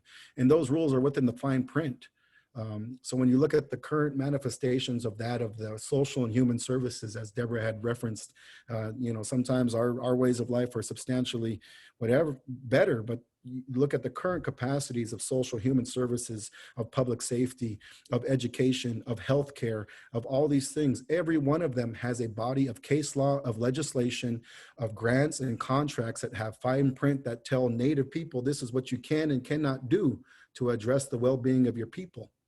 All right. And so that entirety results in a systematic, oppressive domination system. And so we are limited to exert the free will acts as leaders, as people, as ones who care. The limitations of what is framing that practical context has all kind of historical reference and time points. And so if there's anything I wanted to share, I think I may have went over. I'm sorry, get me going, and I don't know when to stop. But I think I probably should stop there. And I appreciate the ability to share. If there's anything I want to say about this, I would hope that your organization hosts a 2-day or a 5-day or a week-long conference about the doctrine of Christian discovery, because that's what needs to happen. Because it's essentially at the core of every justified decision that's essentially framing the context of practical discussions today. You look at the landscape of the elections, of everything going on and all the issues that are out there. The doctrine of Christian discovery is turned. It's not just used in the implications of the dehumanization that's the result of today's time are not just Native people or the original and free nations who were here. It's also become all the other races. But there's one thing all the other races have in common. It's the poor people. This is what the doctrine of Christian discovery is now doing to society in general. And so, anyway, I better stop before I get myself really going. And so I appreciate the opportunity to share. And one thing I wanted to express before I get off is that for those who are bringing awareness about the doctrine of Christian discovery, those who are doing this work, trying to support it, I would hope that if there's one thing that you can do is those who are at the forefront from the Native side, encourage them. Don't be afraid to follow them, because those of us who are the current survivors of the consequences of it have been substantially impacted. And for us as Native people to heal with regard to the totality of all the negativity that's in the spectrum of our well-being currently, the only way that healing can come is that we address these issues as Native people ourselves, not follow somebody else and say, oh, they got the answers. And so, no, part of our healing is that we have to do it for ourselves as Native people, as individuals, as nations. And I would hope that, if you're going to try to support that you be mindful of such. And I'll stop there. Thank you very much. Thank you, JoDe. That was a lot of territory to cover, and I appreciate it. And just signals to us just how much we don't know and how much more we have to learn before we can really start tackling some of these issues. And hopefully we can do your 2 to 3 to 5 day conference on the doctrine of discovery. And I've seen that piece of work that Jewell has done. I mean, it's wall to wall on the historical, legal history over U.S. indigenous tribes, and it's overwhelming. Now for the rest of the panelists, do you guys want to take a minute or so and kind of respond to each other about what was discussed, or should we go right into the Q&A? Good, Deb, that sounds really good. What's that? Having that discussion amongst the panelists. Yeah. There was a lot of information put out, so. Deb, would we be able to take a 5-minute break for folks? I know we are. Okay. Okay, everybody run, get your cup of coffee, hit the bathroom, and come on back. Thank you. Yeah, give me a cup too.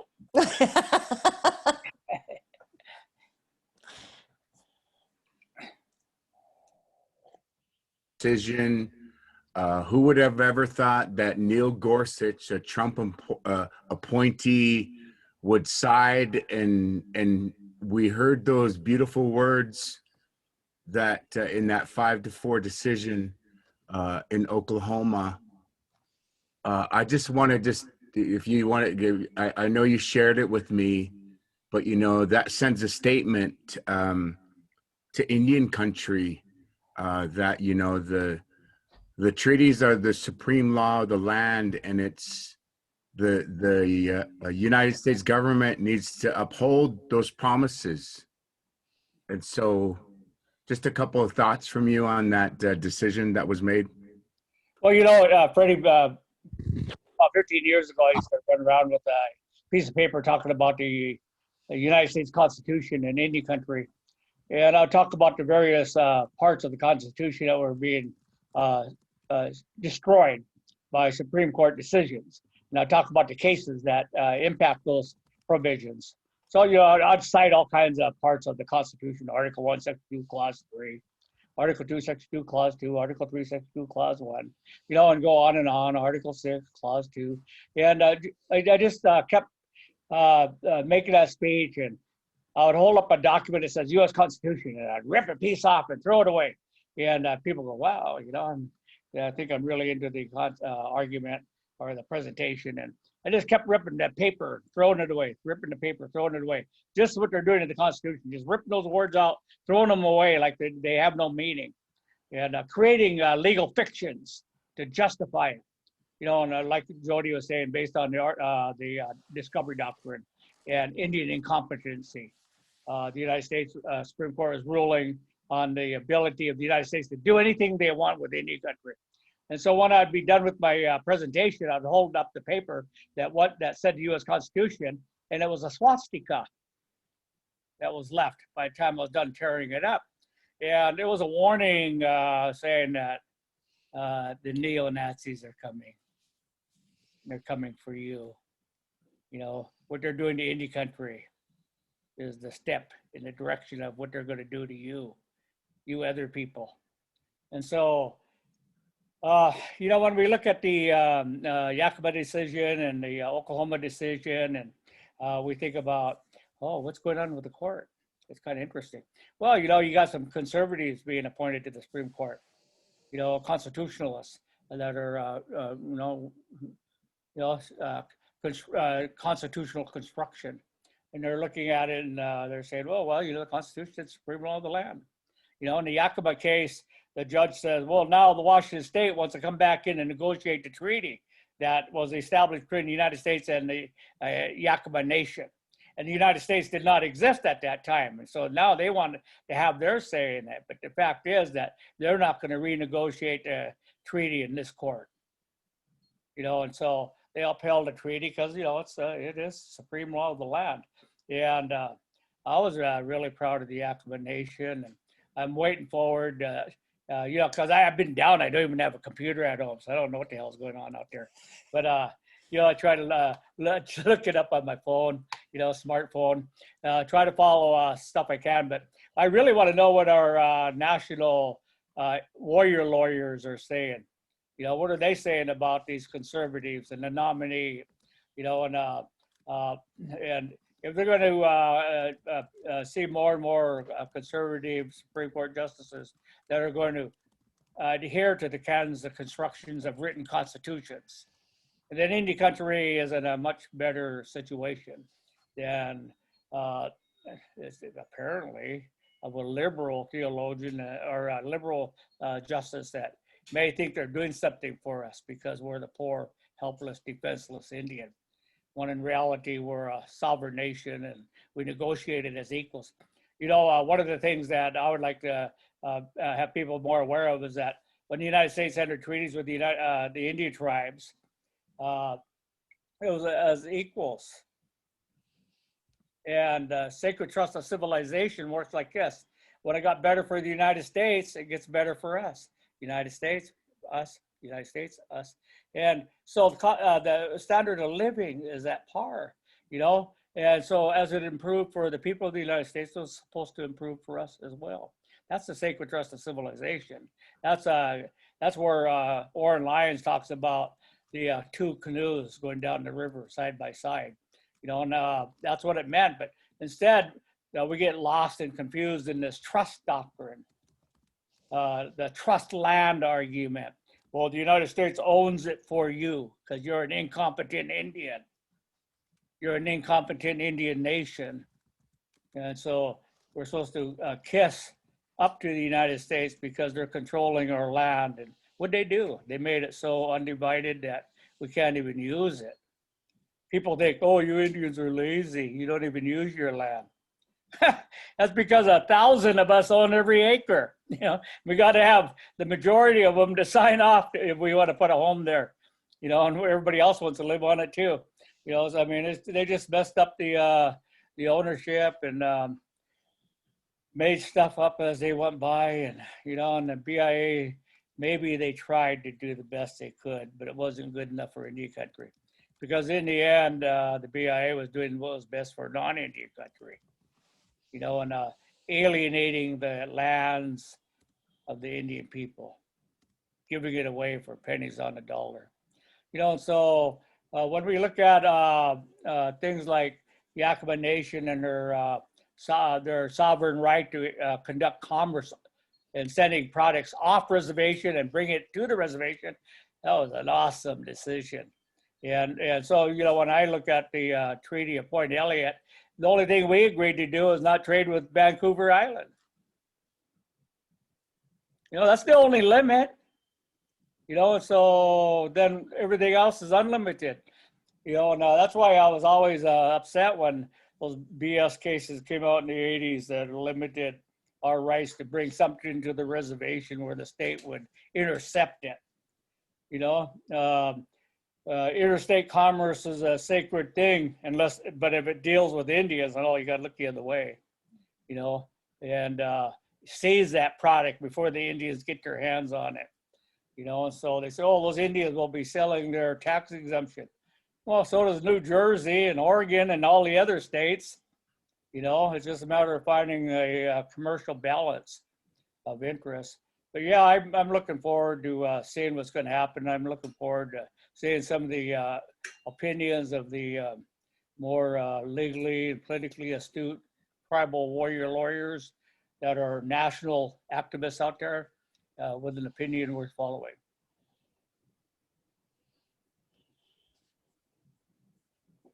Any other comments, or Elliot, Deborah?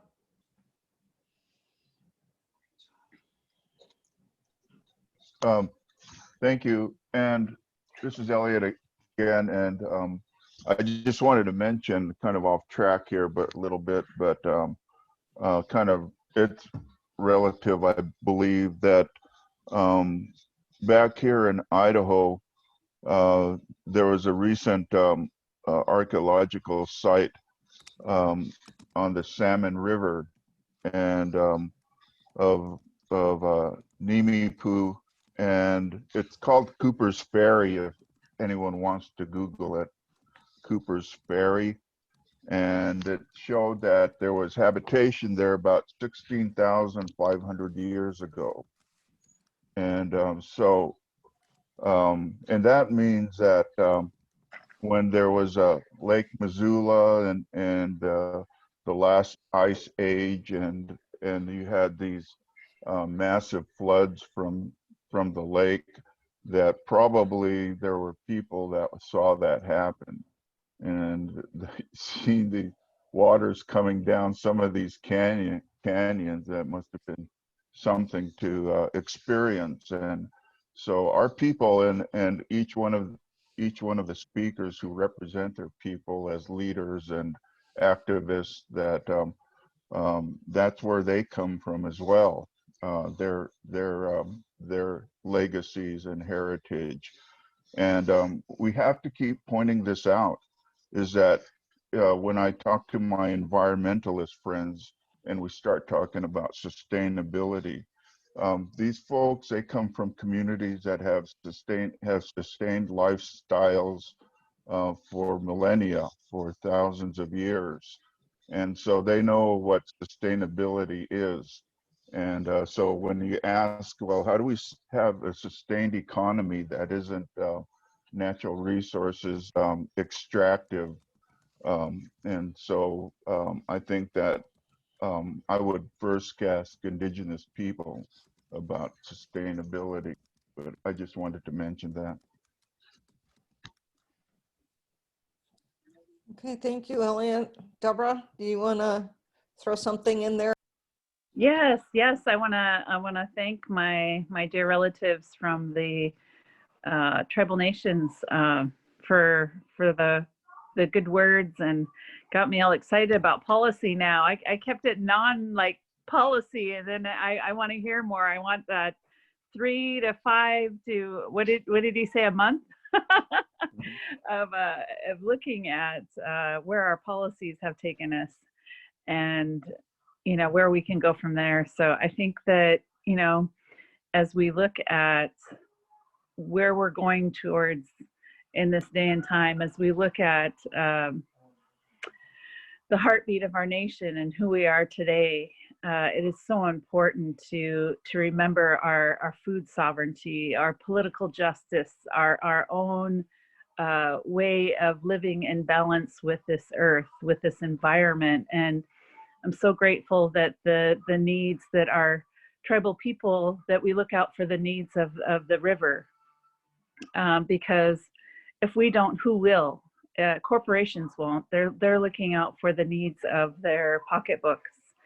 And so we need that partnership. We need that. We need folks to stand with us as strongly as possible. Many of our young people are putting their lives on the line, and they're spending time in jail because they're fighting for things that we shouldn't have to fight for. It should be common sense that if we don't take care of our waters, that we won't have water to drink, that our fish will not survive, and that's our ecosystem. That's our food sovereignty. That's how we feed our families. It's not just for Native American people, for Indigenous peoples of the lands. It's for everyone visiting these lands as well, those who have made these lands their homes. And so all of us, we're in this together. So this is such an important conversation that we need to have, and that we need to keep discussing, and keep that the truth and that honesty and that integrity, as my brother Jewell said. Speak with that heart and that compassion that we should have for one another, and in our culture and our society. And definitely for me, it starts here at the heartbeat of my traditional homelands. My grandmother comes from here, and my grandfather and their fathers and mothers, and now my children. And now I'm here as a mother, out, preparing the salmon and canning. And, I don't think if, during this political 2020 talk, folks are saying, how do we look at commerce? How do we bring, how do we provide for our families? Well, you feed your family. We need homes, we need shelter. So each person, that's just the part of humanity. And I think there's some great folks out there talking about that. It's just amazing how many aren't listening, that, you can have a better life if you take care of, not only take care of yourself and your family, but we're part of a society. And so if we take care of the society, then we're stronger, much stronger together.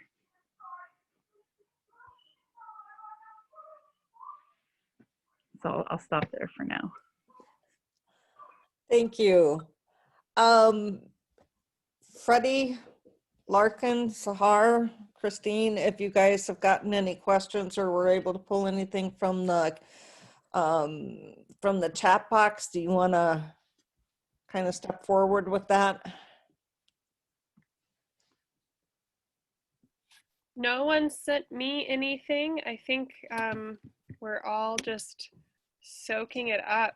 And if anyone has questions, a reminder to please send them to myself or Q&A Christine or Freddie, and we will share them. I Did you I'm have a question? I'm speechless. You know, I guess the one thing that I'd like to, you know, when, you know, June 24th, or I'm sorry, June 2nd, 1924, 96 years ago, American Indians were granted United States citizenship. The Snyder Act, signed by President Coolidge. You know, but I just want to let everybody know that the Seattle Times came up and they're doing a story on the efforts that we're doing here at in Clackamas territory, here at Lummi Reservation, and that's organizing the native vote. And so I just really want to encourage, you know, I mean, you know, Jewell and I talk about this a lot, you know. A lot of our Indian tribes weren't even able to vote until the, you know, the 50s. A lot of our American Indian people served in World War I, and we weren't even citizens. And so, you know, really recognizing to everybody that's listening, you know, gosh, campaigns, we're being real aggressive here at Lummi Nation. We're organizing 10/20/2020. It's a Tuesday, October 20th. We're trying to get Native American tribes in Washington State to get out the vote. Indian organizations, the Spokane American Indian Center signed on today. Fawn Sharp, the Quinault. I'm reaching out to Yakima and all those that can participate to really get out the vote. This is the vote of our lifetime. And the background picture is our brand, our logo. And that's Edward Curtis's picture of a Lummi woman. And so just really can encourage that. I know you're probably right on your time frame, Deb. That's a great job. But I just wanted to share that and thank you. Thank you, Deborah. Thank you, JoDe. Thank you, Jewell. Thank you, Elliot. You know, we're all a part of the human race. We're all Americans, and we're all going to get through this together. And I just couldn't wish the best to each and every one of you, your families, your communities, and everybody that's participating. And thank you, Deb, and all those that made tonight possible. My heart just feels that much more full, and some things are written on my heart that I will carry for the rest of the days of my life here. So ACM, thank you, Deb. Thank you to all of you. One last call for questions, comments.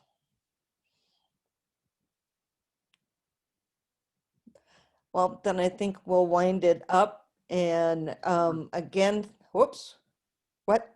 All right, real quick, Deb. Yeah, go. Yeah, so I just want to express my appreciation to the other panelists and to the words that have come out, and really thank everybody for the ability to share. And I don't want to, you know, end it on a negative note, but it's tough not to get into some of the consequences that have happened throughout time with regard to some of the things that were referenced and expressed and that are currently manifesting, as I always like to remind everybody, the context of the present discussion. The election, you know, I understand everybody's, I understand the advocacy, and I mean no disrespect, because I definitely appreciate the good work that's being done, as my brother Freddie had referenced and all that. But I just wish that the Native Vote campaign obviously is gained a lot of momentum and done a lot of positive things throughout time. And it's going to continue to grow because you have people like Freddie and you have people, other strong advocates out there who are pushing that advocacy. I just wish the same type of advocacy would come for awareness to the doctrine of Christian discovery. Because if we had enough Native people that truly were aware of these things, that the kind of awareness that you need to understand that which is and that which isn't, and then getting into why.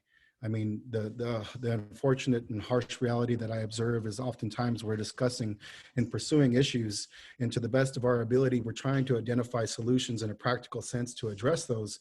But nonetheless, we have not a clear understanding of where the origin of the will is coming from and how it truly is forming the present context of these discussions, whatever issue it may be. And so, it's any issue, much as Jewell had referenced. That was a commerce case, the Cougar Den case. Everyone probably knows and is aware of the McGirt v. Oklahoma case that happened. A ruling came out a few months ago in July. Well, that was a jurisdictional case, a criminal jurisdiction case. But if you look at the lineage of case law that was being cited by not only the state of Oklahoma and the United States, the reality is that that lineage of case law and legislation that supplemented that case law can all be traced back to the origin of federal Indian law, Johnson v. McIntosh. And so what you have is an exertion with regard to a component in practical reality, perhaps would be a jurisdictional kind of case, but it deals in the realm of public safety, of human services, social services. That's the encompassing modern day issue by which a judicial precedent was set. And everybody says, oh, this is the greatest case ever. And it's great that the Supreme Court didn't terminate the nation. That's great. That is a win. But nonetheless, that's what it would have meant if they lost. And so anyway, I just want to say to everyone that these historical documents and time periods that I referenced, it's not like they don't have any full force and effect in today's time. If you do your due diligence and you peel back the layers of these current issues, you'll come to find that all of them can be traced back to this origin. And until we deal with that origin, we're going to continue to spin our wheels. And so I just wanted to share that and say thank you once again for the opportunity, and say thank you to Deb and to all the other organizers and those who are behind the scenes doing the technical work. I appreciate that kind of stuff because I'm into that kind of stuff as well within our site. And to my fellow panelists, thank you for all your beautiful work that you guys have done. It's an honor to be on this panel with you guys. And I really wish you all well, each and every one, and safety to all as well in this challenging time. Thank you, JoDe. Hey, Deb. Christine had something she wanted to say.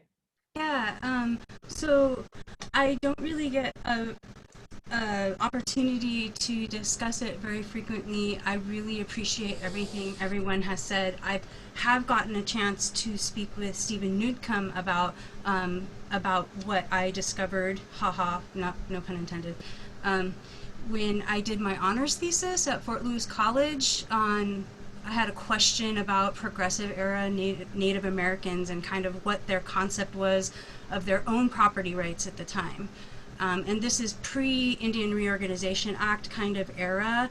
And so I chose to do a rhetorical analysis of Native American statesman Robert Sumner Yellowtail's speech before the Senate Indian Affairs Committee in 1919, right after that first round of code talkers did their work, basically saving us from the Nazis the first time.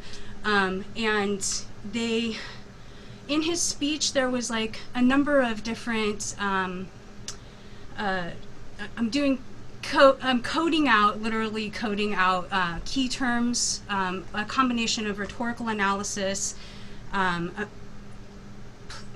classical liberal political philosophy, which is like the underlying concepts that they used in like John Locke's first and second treatise on civil government, and the underlying so-called sacred document of the Declaration of Independence and the principles of the Constitution. And so as I'm going through that, and somebody mentioned it here tonight, the word trust. And so I think that there's like some confusion what trust really means in this really interesting way, because there's this one spot, and I practically memorized all these like other, historical documents, John Locke's first and second treatise on civil government, with the first treatise is like basically giving a lineage of patriarchy, and the second treatise, something really came up interesting with the term trust, and it coded out to the second treatise on civil government, to chapter, book 9, it's called books, or chapter 9, chapter 19 in the second treatise of civil government, and it hearkened to section 228, which is where Locke kind of starts talking about Polyphemus's den and Ulysses. Well, the allotment and assimilation policy, the whole kill the Indian, save the man policy was kind of championed by Ulysses S. Grant. So I thought that was really interesting. I'm going to look up Polyphemus. So as I looked up Polyphemus, what happened was that comes from this really ancient section of Homer's Odyssey. It's book 9 of Homer's Odyssey. It has this, it's actually the Epic of Gilgamesh told for like 6,000 years. So this actually like extends beyond Christianity, like into like a deeper root into antiquity. And this book is really interesting. So this could be like a whole conversation in and of itself, like, because it's poetry and it's written in a certain meter. It's originally written in Greek. There's like 6 different translations of it. I mean, and like at the time where they're like, you know, I've listened to multiple of them, but there's one, I can pop it into it's in the classics from MIT. I can pop it in the chat, but this is the one that I usually use because it seems to be kind of like the best translation. But it's just fascinating because like the allegory of it is Odysseus roving and raving, going to foreign lands, showing up. Polyphemus is the part of the Cyclops community, like, and they speculate it was the island of Sicily. He shows up at the island of Sicily, and basically they invite themselves into Polyphemus's cave, start going through all of his belongings, taking his stuff, calling them savages, saying they don't have government, and that they don't use the land and all these other things, while at the same time descriptively talking about how industrious they are and all their like healthy herds of sheep and goats and all the milk and cheeses and like going off on all of that and how fertile their land is and how they don't have to like work, and there's grapes and they make wine and they do this and everything's just abundant. So it goes through, to make a long story short, and you come kind of to the end of it, and the symbology at the end, because he traps them in the cave, the giant, the Cyclops with one eye in his forehead, which is a symbolism thing. He traps them in the cave, Odysseus and his men, and they fasten a stake out of a giant olive tree and heat it in the fire, and they gouge out his eye. And that's the symbolism behind that is like the destruction of their government and their colonization narrative. Like if you read through it, it's just really amazing to see how they use the superiority of their merchant ships in the description, like the sound of the iron as they're like, you know, making iron implements and turning, like the sound of the steak, hot steak going in his eye, it sounds like when you temper the iron, and all these different very descriptive things. Anyhow, I think that it kind of goes a little bit deeper in, and that it's something that kind of carries over into this like just really ancient root, roving and raving marauders taking over other people's civilizations. That's all I had. I kind of just like went off. I'm like, I don't ever get to talk about this nerdy stuff that I did for like 2 years. Well, I appreciated that.